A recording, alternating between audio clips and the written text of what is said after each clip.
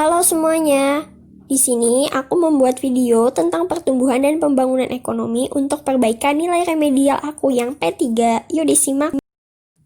Apa itu pembangunan ekonomi? Pembangunan ekonomi adalah selanjutnya kita bakal membahas tentang beberapa aspek yang meliputi pembangunan ekonomi. Yang pertama ada strategi, kedua tujuan, ketiga indikator, dan keempat adalah faktor yang mempengaruhinya. Aku ambil ringkasan ini dari screenshotan Zenius. Oke teman-teman sekalian, selanjutnya kita bakal bahas tentang pertumbuhan ekonomi. Oke, contohnya seperti ini teman-teman. Pernah nggak di berita mendengar kayak gini? Perekonomian Indonesia tahun 2015 naik sebesar 4,8%. Apanya sih yang naik? Laju pertumbuhannya yang naik dibandingkan dengan tahun 2014.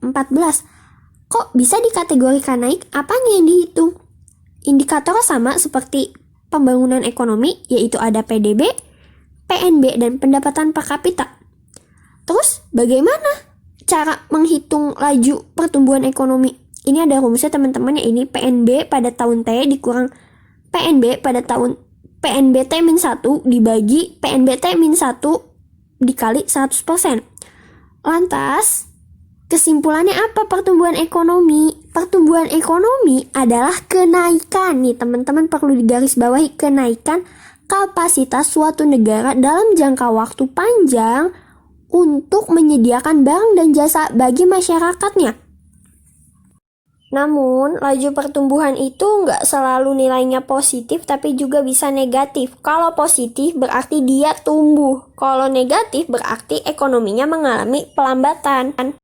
Nah, teman-teman sekarang bisa lihat ini adalah beberapa faktor yang mempengaruhi pertumbuhan ekonomi. Sekarang kita ngebahas tentang perbedaan antara pembangunan ekonomi dan pertumbuhan ekonomi.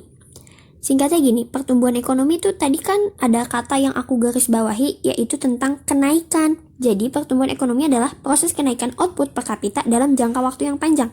Sedangkan pembangunan ekonomi adalah usaha-usaha untuk meningkatkan taraf hidup suatu bangsa yang seringkali diukur dengan tinggi atau rendahnya pendapatan real per kapita. Jadi jangan sampai ketukar ya teman-teman. Ingat kata kunci masing-masing dari pengertian dua ini. Selanjutnya kita bakal membahas tentang teori pertumbuhan ekonomi. Ya, ini ada klasik, neoklasik, dan modern. Yang pertama itu adalah teori pertumbuhan ekonomi klasik. Singkatnya, nilai harga barang, tingkat upah, tingkat sewa tanah, laba ditentukan oleh mekanisme permintaan dan pengeluaran. Ini contohnya ada 3. Yang pertama ada Adam Smith, kedua ada David Ricardo, ketiga ada Robert Malthus. Lalu ini adalah teori pertumbuhan ekonomi neoklasik, ada 3 juga. Nah, yang terakhir adalah teori pertumbuhan ekonomi modern. Nah, itu dia teman-teman pembahasan dari aku. Kurang lebihnya mohon maaf. Dan thank you for watching. Jangan lupa semangat belajar supaya nggak remet kayak aku. Dadah. Stay safe ya.